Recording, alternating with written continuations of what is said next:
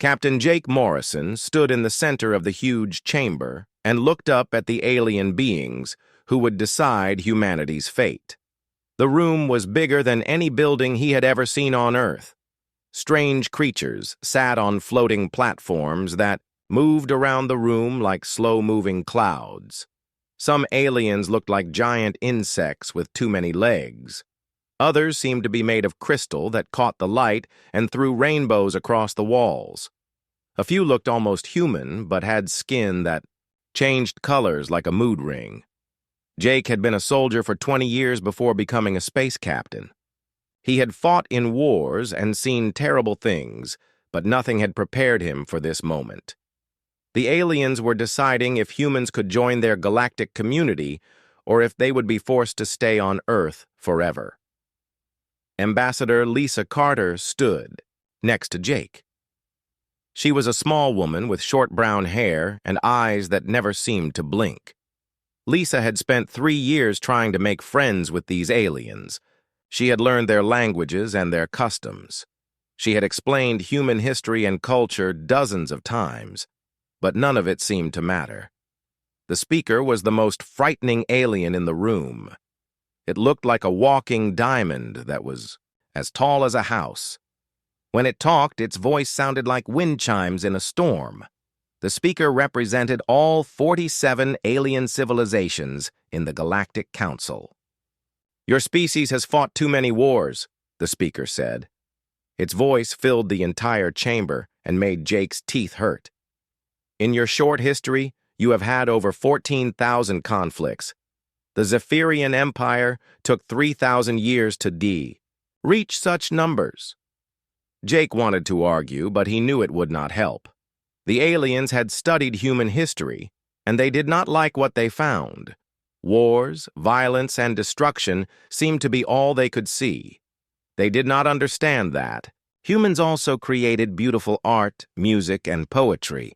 They did not care that humans had learned to work together and explore space. "We have also shown that we can change and grow," Jake said. His voice was steady even though his heart was beating fast. "Give us a chance to prove that we can be peaceful." The speaker's crystal body flashed with cold blue light. "The Council has made its decision. Humanity is rejected from galactic society. You will return to your solar system and stay there. Any human ship found beyond the edge of your system will be destroyed without warning." Lisa stepped forward. Her hands were shaking, but her voice was strong. "What if we refuse to follow your orders?" "Then you will face the combined military might of 47 civilizations," the speaker replied. "Your choice is simple. Accept isolation or face extinction." Jake looked at Lisa and saw the same thoughts in her eyes that were running through his mind. Humans would never back down from a fight. It was not in their nature to surrender without trying. But Jake also knew that Earth had only a few hundred spaceships, while the aliens had thousands of fleets spread across the galaxy. The math was simple and terrifying. If humans fought, they would lose everything. If they accepted isolation, they might survive long enough to find another way. "We need time to discuss this with our government," Jake said finally. "You have 72 hours to remove all human presence from beyond your system's borders," the speaker declared. "The decision is final. There will be no appeals and no second chances." Other aliens in the chamber made various sounds that Jake assumed were agreement. Some clicked their mandibles. Others hummed in harmonies that hurt his ears. A few flashed lights in patterns that might have been their version of applause. Lisa looked around the chamber one last time. "This is a mistake," she said quietly. "You think you are protecting the galaxy from human violence, but you are making a bigger error than you realize." The speaker turned its massive crystal head toward her. "Explain." "Humans are dangerous when they are angry," Lisa said. "But we are much more dangerous when we are underestimated." The alien council members made dismissive sounds. They had seen human technology and found it primitive. They had studied human military tactics and found them crude. They believed that isolating humans would solve the problem forever. Jake and Lisa were escorted from the chamber by floating robots that looked like metal jellyfish. As they walked through the corridors of the space station, Jake thought about what would happen next. The evacuation would take weeks. Getting every human back to Earth would require every ship in the fleet. But Jake was already thinking beyond. The evacuation. Humans had survived ice ages, plagues, and world wars. They had always found a way to adapt and overcome. The aliens thought they were solving a problem by sending humans away. Instead, they were giving humanity exactly what it needed most: time to prepare. The corridors of the alien station were filled with beings from dozens of worlds. They all looked at Jake and Lisa with curiosity or disgust. None of them looked worried. They believed the human problem was solved. They had no idea how wrong they were. Admiral Ben Parker watched from the bridge of his flagship as the last human transport ship left New Geneva Station. The evacuation had taken every available vessel in the Earth Defense Force. Cargo ships, passenger liners, military vessels, and even old mining ships had been pressed into service. They had managed to bring home all 2,300,000 humans who had been living and working in 12 different star systems. Dr. Amy Rodriguez stood at the communication station monitoring the final departures. She was a short woman with gray hair who had spent most of her adult life studying alien languages and cultures. Now she was watching as humanity was forced to abandon everything they had built beyond Earth. "That is the last transport ship, Admiral," Amy reported. "All human assets are now within Sol system limits." Ben nodded but did not feel relieved. The evacuation was complete, but the real work was just beginning. He was a tall man with scars on his face from the border wars 20 years earlier. Ben had never trusted the aliens completely and had been preparing for this possibility since the first diplomatic contact. "Any response from the Galactic communication networks?" Ben asked. "Complete radio silence," Amy replied. "The Council has cut us off from all official channels. We are effectively invisible to the rest of the galaxy." What the Council did not know was that humanity had been secretly preparing for rejection. For 2 years, as diplomatic relations grew worse, Earth's brightest scientists had been working on backup plans. Project Looking Glass was the most important of these secret programs. Dr. Kevin Walsh led the Looking Glass team from a hidden facility deep underground in Colorado. Kevin was a quantum physicist who had been studying captured alien technology since the first contact. He was young for such an important job, but his understanding of alien science was better than anyone else on Earth. "How long until Looking Glass is operational?" Ben asked Amy. Amy checked her computer tablet. "Dr. Walsh estimates 18 months for the first phase. The quantum communication array should be ready in 6 months. That will give us undetectable long-range reconnaissance capabilities." On Earth, President Helen Brooks was addressing a joint session of Congress and the world. The president was a former military officer who had led troops in 3 different conflicts before entering politics. She understood both war and diplomacy better than most leaders in human history. "My fellow Americans and citizens of Earth," she began. Her voice carried to every screen and speaker on the planet. "The galactic community has chosen to reject humanity.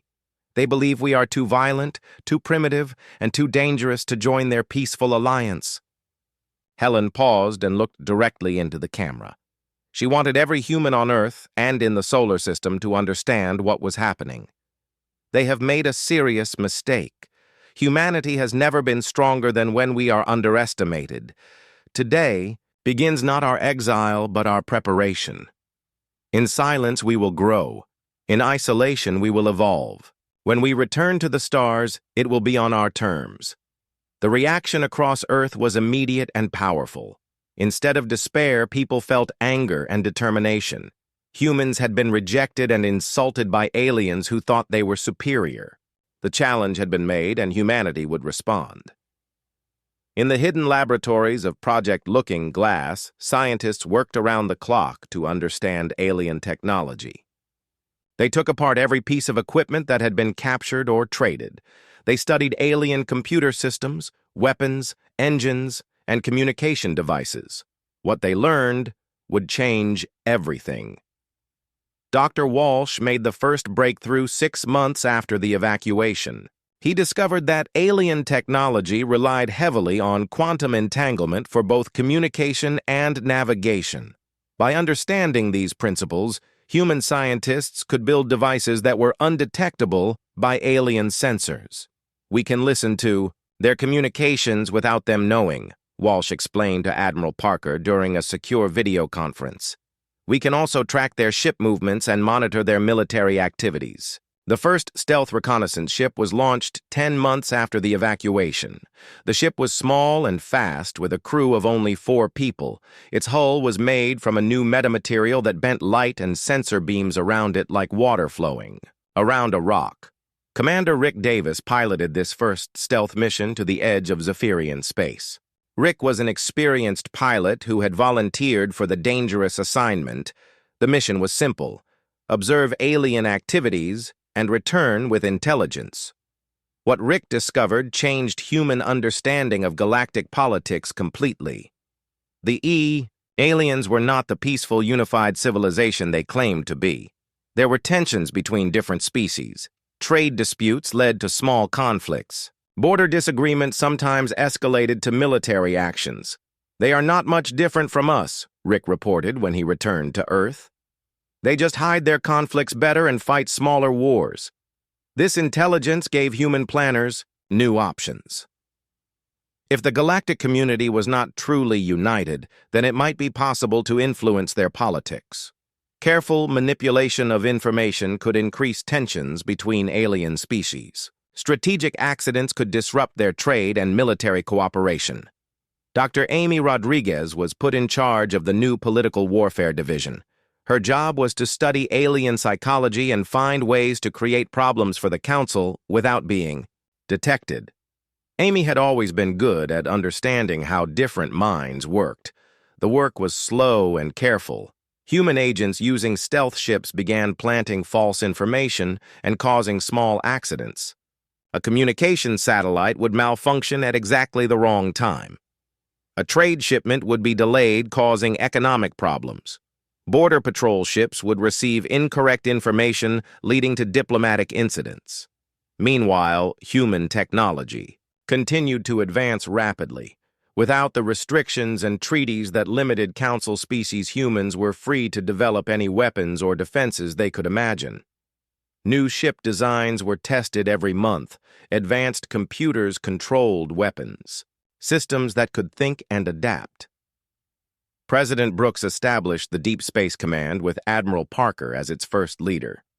The command center was built inside a hollowed-out asteroid in the outer solar system where it could not be detected by alien sensors.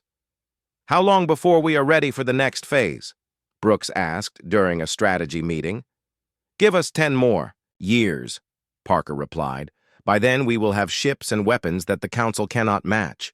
More importantly, we will understand their weaknesses better than they understand ours." Brooks smiled. "Let them think we have accepted defeat. Let them believe that humans have learned to stay quiet and obedient. They will discover the truth when we choose to reveal it."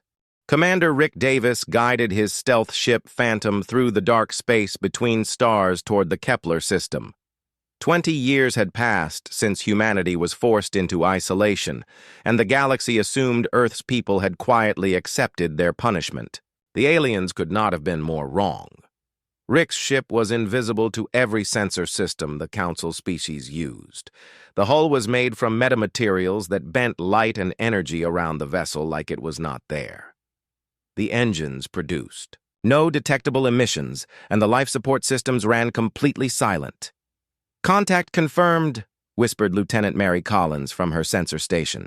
Mary was young and had been born after the exile. She had trained her entire adult life for missions like this. "Zephyrian mining operation with approximately 50 vessels. No defensive escorts visible."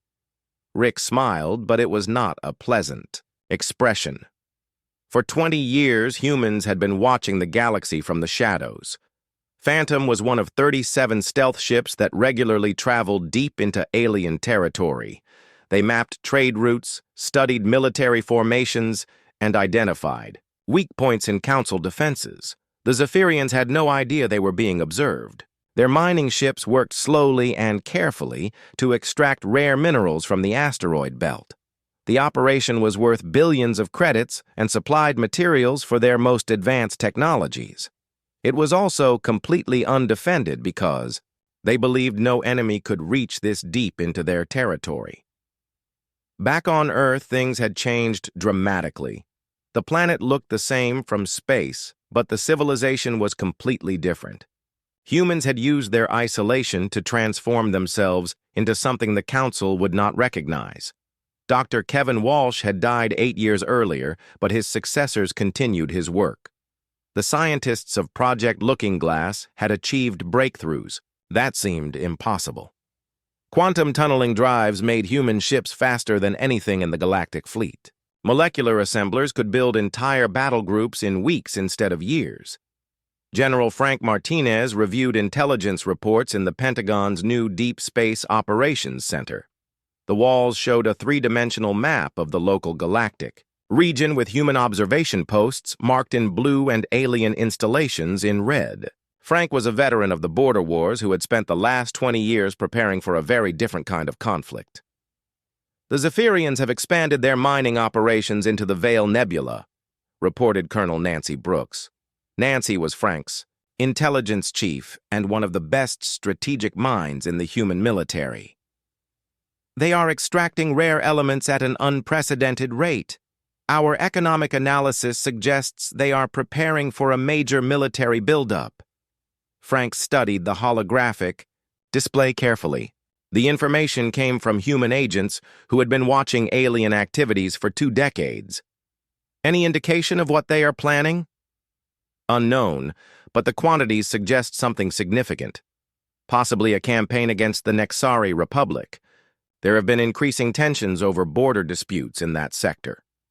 What the alien species did not realize was that humanity had been quietly influencing these tensions. Carefully planted intelligence leaks, manipulated trade agreements, and strategic accidents had slowly destabilized the galactic peace that had existed for centuries. Dr. Carol Peterson entered the briefing room carrying a classified folder marked with the highest security clearance. Carol was now head of the Advanced Warfare Division and responsible for humanity's most dangerous weapons. She was a small, quiet woman who could design devices capable of destroying entire fleets. "Gentlemen, I have an update on Project Endgame," Carol said as she placed the folder on the conference table. "The first wave units are ready for deployment."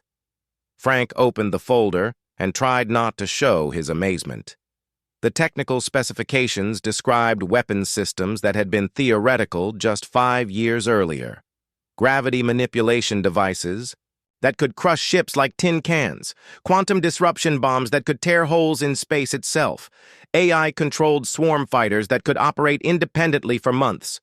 "How many units are ready?" Frank asked. 1,000 ships in the first wave, with production ramping up to complete another 5,000 within 6 months of initial deployment, Carol replied. "But there is something else you need to know. Our deep space monitoring stations have detected unusual energy signatures from the galactic core.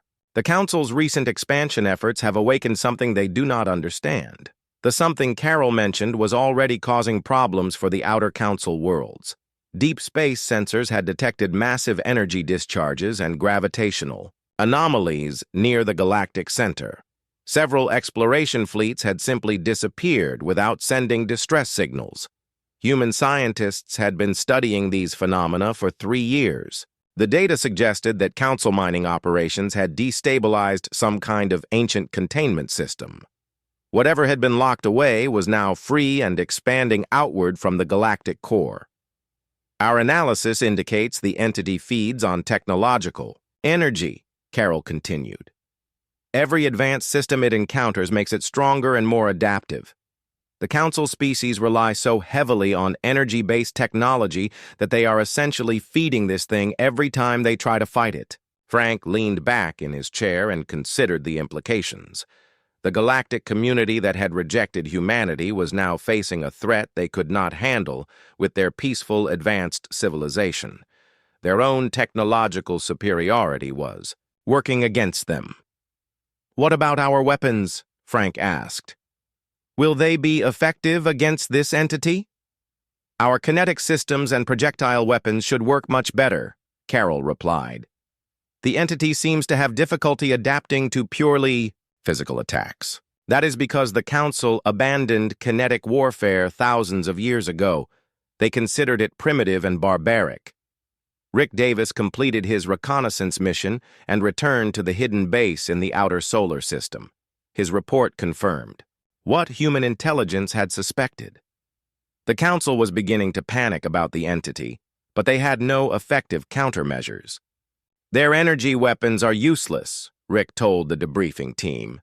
"Every shot they fire makes the thing stronger. Their shields and defensive systems just provide more energy for it to absorb. They are completely helpless." Admiral Lisa Carter read Rick's report with interest. Lisa had spent 20 years preparing for this moment. She was now in command of humanity's secret fleet and responsible for Operation Return. The plan was simple. Wait for the Council to become desperate enough to accept human help, then negotiate from a position of strength. "How long before the entity reaches Council core worlds?" Lisa asked her staff. 6 months at current expansion rate," her science officer replied. "But it is accelerating as it absorbs more technology. The actual timeline could be much shorter." Lisa nodded and looked out at the hidden shipyards where human vessels were being constructed around the clock. Each ship incorporated 20 years of captured alien technology, combined with human innovations the Council had never imagined. The fleet was ready. The weapons were tested. The plans were complete. Soon the galaxy would discover that the primitive, violent humans they had rejected were exactly what they needed to survive. High Chancellor Vexhai of the Galactic Council struggled to maintain order in the emergency assembly as panic spread through the Great Chamber. His 6 arms moved frantically as he tried to get the attention of the frightened alien representatives. The massive room that had once been filled with civilized debate now buzzed with fear and desperate voices. "The entity from the galactic core has consumed 3 complete star systems," Vexhai announced. His crystalline voice cracked with strain as he tried to be heard over the chaos. "Our combined fleets have proven completely ineffective against its adaptive capabilities. We need solutions, not panic." Ambassador Tel Shah of the Nexari Republic rose from her delegation's floating platform. She was a tall, graceful being with silver skin that reflected the chamber's lights like a mirror. Tel Shah had served in the Council for over 2 centuries and had never seen such fear among the galactic community. "Our best scientists have analyzed this creature extensively," Tel Shah said. "It appears to feed on technological energy signatures. Every weapon we fire at it only makes it stronger and more dangerous. Traditional warfare methods are completely useless." General Corthan of the Zephyrian military slammed his massive crystal fist against his speaking podium.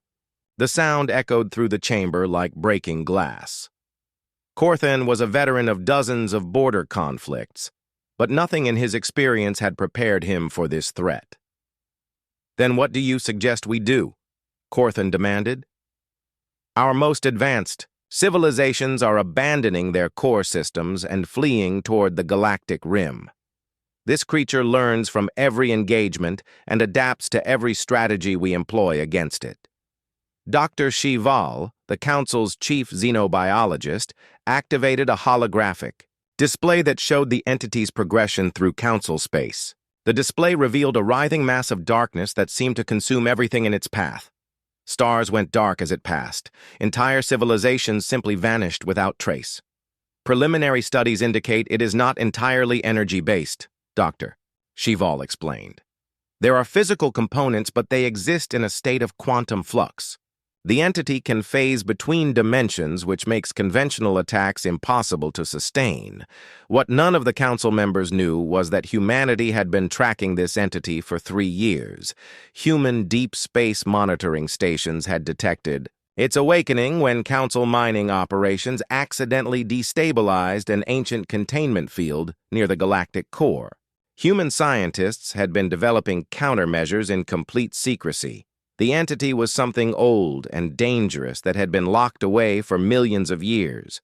Council archaeologists had found references to it in ancient ruins, but had dismissed the warnings as primitive superstition. Their advanced technology and scientific confidence had blinded them to the possibility that their ancestors might have known something important.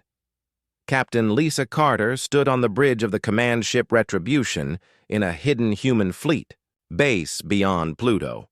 Her hair had turned completely gray during 20 years of preparation, but her eyes still burned with the same determination that had faced the Council decades earlier.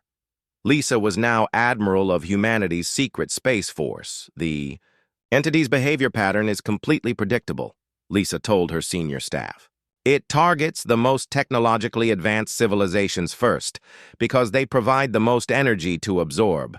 The Council species rely so heavily on energy-based technology that they are essentially feeding this thing every time they try to fight it.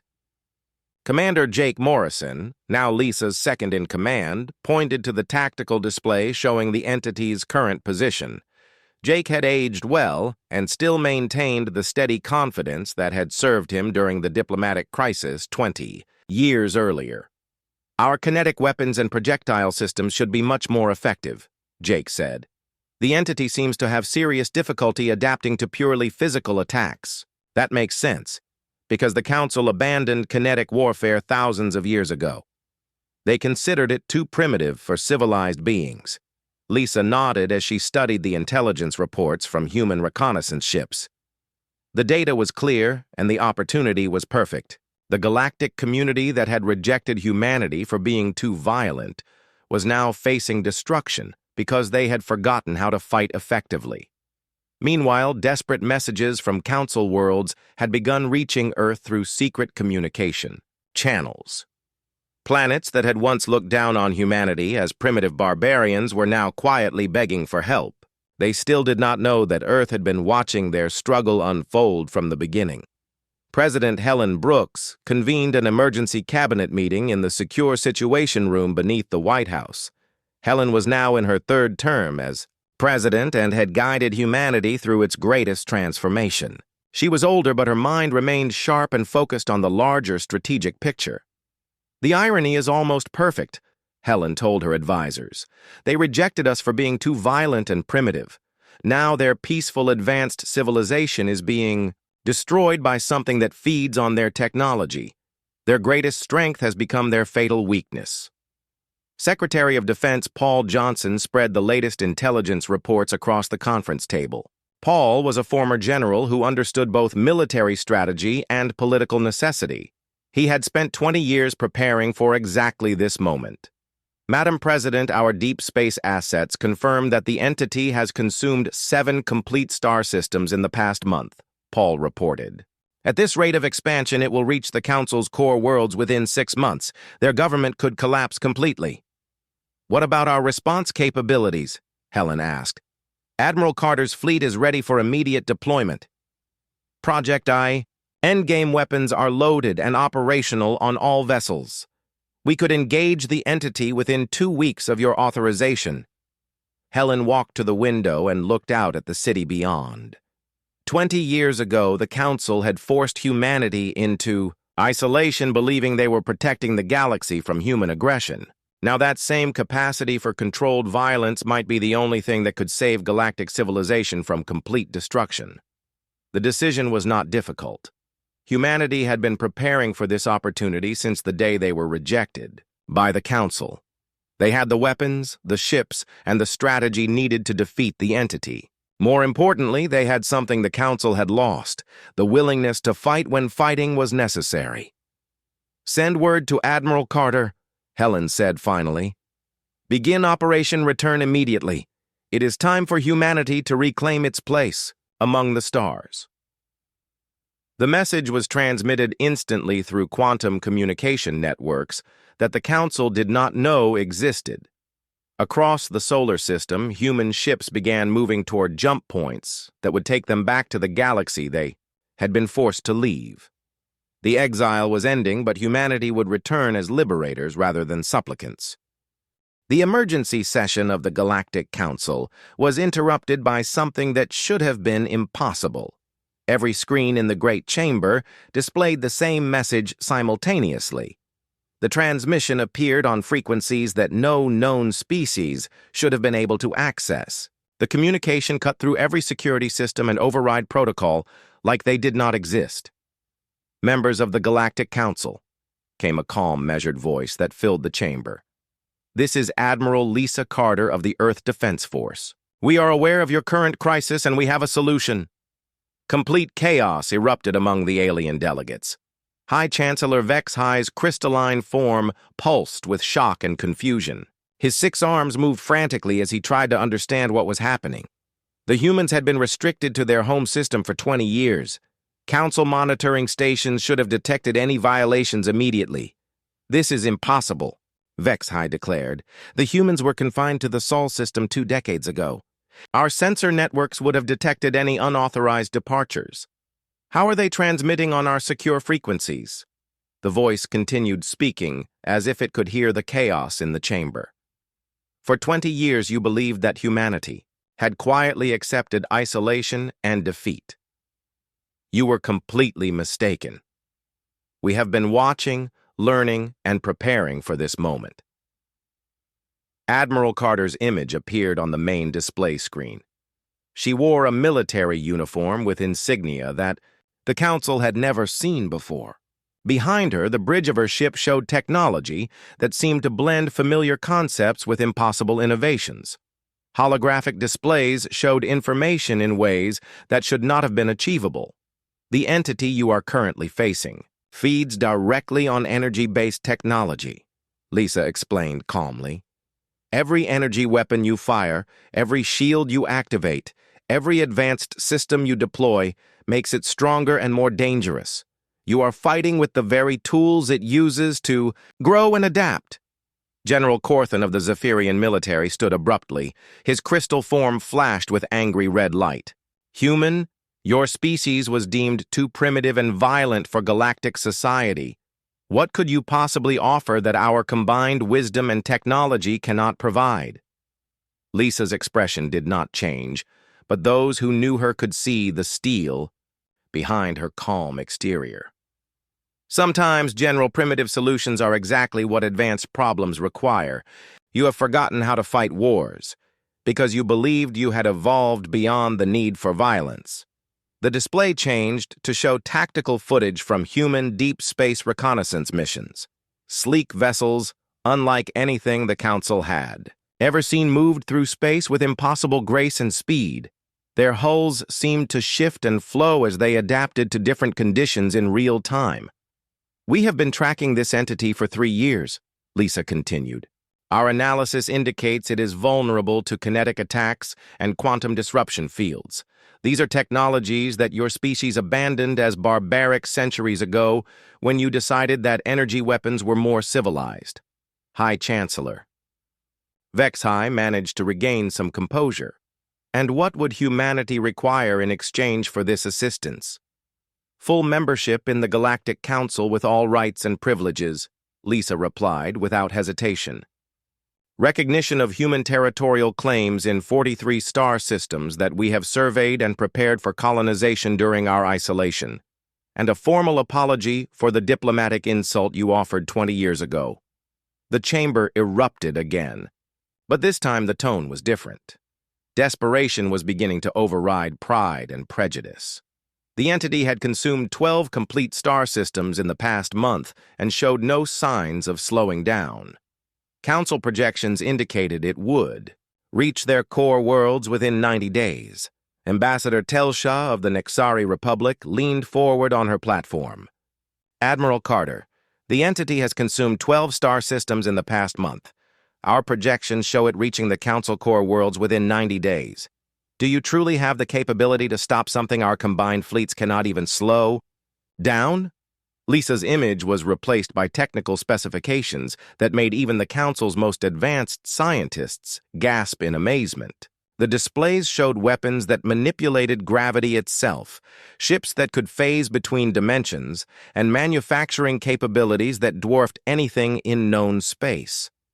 The gravity manipulation weapons could create localized black holes or crush entire fleets with concentrated gravitational fields. The quantum disruption devices could temporarily unravel the fabric of space-time itself. Most impressive were the AI-controlled manufacturing systems that could build entire battle groups in a matter of weeks. "Admiral Carter," came a new voice from the Alteran delegation. "Why should we trust a species that we rejected for excessive aggression and primitive violence? How do we know you will not turn these weapons against us once the entity is defeated?" Lisa smiled, and for the first time in the transmission, her expression showed genuine warmth instead of cold professionalism. "Because, Ambassador, sometimes the galaxy needs a little controlled aggression to handle the uncontrolled kind. We are not here for conquest or revenge. We are here because civilized beings should help each other survive." The tactical displays showed human fleet positions throughout the galaxy. Ships had appeared in dozens of star systems without being detected. The humans had not only broken their isolation, but had been operating freely in Council space for years without anyone noticing. "Our reconnaissance indicates that traditional Council military doctrine is completely ineffective against this threat," Lisa continued. "Your energy-based weapon systems actually make the entity stronger. Your defensive strategies rely on technologies that it can absorb and redirect. You need an enemy that thinks differently." Dr. Shival, the Council's chief scientist, studied the human technical specifications with growing amazement. "These weapon systems are based on principles we abandoned millennia ago. How did you achieve such advanced applications of primitive technologies?" "By combining your advanced science with our willingness to build dangerous things," Lisa replied. "You taught us about quantum mechanics and dimensional physics. We use that knowledge to create weapons you would never consider building because they violate your concepts of civilized warfare." The chamber fell silent as the implications became clear. The humans had taken Council science and weaponized it in ways that the original creators had never imagined. They had spent 20 years in isolation, not accepting defeat but preparing for exactly this situation. "The entity will reach the Nexari homeworld in 47 days, Lisa said quietly. "After that, it will consume the Zephyrian core systems and then move toward the Council capital. You can continue trying to fight it with energy weapons that make it stronger, or you can accept our help and let us show you how primitive violence can save your advanced civilization." The combined human and galactic fleet assembled at the edge of the Helix Nebula represented the largest military force in recorded history. Admiral Lisa Carter stood on the bridge of her flagship, watching as Council vessels struggled to integrate with human tactical systems. The alien crews were having serious difficulties adapting to human combat doctrine after thousands of years of peaceful coexistence. "Their crews cannot adjust to our fighting methods," reported Commander Jake Morrison from his position at the tactical station. 20,000 years of avoiding real warfare does not prepare you for this kind of combat. They keep trying to use energy weapons even though we have explained why that will not work." Lisa nodded as she watched the tactical displays. The humans would take point on the primary assault while Council ships handled support roles and evacuation operations. It was not an ideal arrangement, but the aliens simply did not understand how to fight something that fed on their technology. The entity had consumed 17 star systems, and its rate of expansion was accelerating rapidly. Long-range sensors showed a writhing mass of adaptive matter nearly the size of a small moon. It was surrounded by absorbed Council technology that had been twisted into new and terrifying forms. Dr. Carol Peterson's voice came through the communication array from her position aboard the research vessel Insight. Carol had spent the last 3 years studying the entity and developing countermeasures. "Admiral, final analysis confirms our tactical approach. The entity's quantum matrix becomes unstable when subjected to sustained kinetic bombardment. Our Gravity manipulation weapons should be able to lock it in normal space long enough for the quantum disruption devices to take effect. The Council members still did not fully understand that humanity had developed these weapons specifically for this threat. 20 years of isolation had given Earth scientists time to study every piece of alien technology they had encountered, understand its weaknesses, and develop effective countermeasures. High Chancellor Vexhai opened a direct channel from the Council command ship Harmony. Admiral Carter, our latest projections show the entity adapting faster than we anticipated. Are you certain your weapons will be effective against something that learns from every attack? Nothing is certain in War, Chancellor, Lisa replied, calmly. But humanity has one advantage your species never developed. We are very good at controlled destruction. We understand how to break things efficiently and completely. The battle began with human ships moving in coordinated formations that the Council vessels could barely follow. Human pilots had trained for this engagement for 20 years, while alien crews were learning combat tactics for the first time in their lives. The difference in capability was immediately obvious. Captain Rick Davis led the first wave attack from the assault ship Harbinger. Rick had been conducting reconnaissance missions against the entity for months and understood its behavior patterns better than anyone else in the fleet. Target locked and quantum disruption torpedoes are armed and ready for firing. Fire at... Will, Captain, Lisa ordered. The entity reacted to the attack in ways that shocked the Council observers. For the first time since its awakening, the creature began to show signs of actual damage. Its adaptive matrix could not process the purely physical nature of humanity's assault. Energy-based attacks it could absorb and redirect, but kinetic projectiles, moving at significant fractions of light speed, were something its quantum structure could not adapt to quickly enough. Human gravity manipulation devices created localized space-time distortions that prevented the entity from phasing between dimensions. Massive kinetic projectiles hammered its physical structure, while quantum disruption fields interfered with its ability to maintain coherent form. The Council fleet watched in amazement as human ships coordinated their attacks with precision that bordered on artistic. Every shot was calculated to maximize damage while preventing the entity from adapting to their weapons. It was controlled violence applied with scientific accuracy. The final assault came from humanity's most closely guarded secret. Project Endgame's ultimate weapon was a device that could temporarily reverse quantum entanglement on a massive scale. The weapon effectively unraveled the entity's ability to exist in multiple dimensions simultaneously. As the entity collapsed in on itself, its stolen technology broke apart and drifted as inert matter. The creature that had consumed 17 star systems and threatened the entire galactic community was destroyed by the primitive weapons of a species the Council had rejected as too violent. High Chancellor Vexhai's transmission to the human fleet carried a weight that 20 years of forced diplomacy could never convey. Admiral Carter, on behalf of the Galactic Council, I formally request that humanity accept full membership in our alliance. Your territorial claims are recognized, and I personally offer our deepest apologies for our previous misunderstanding. Lisa looked around the bridge at her crew. These humans had spent 20 years preparing for a war they hoped would never come. They had been forced into isolation by aliens who believed humans were too dangerous for civilized society. Now those same aliens were begging for human protection. Chancellor, humanity accepts your offer, Lisa replied. But understand this clearly. We are not the same species you rejected 20 years ago. Isolation taught us patience. Dismissal taught us self-reliance. Your mistake was assuming that leaving humans alone would make us weaker instead of stronger. She paused as she watched Council ships beginning rescue operations in the liberated star systems. In the future, when the galaxy faces threats that peaceful civilizations cannot handle, remember that sometimes the most dangerous species is exactly the ally you need most. The irony was not lost on any Council member present. They had rejected humanity for being too violent and primitive. That rejection had forced humans into an isolation that ultimately saved galactic civilization.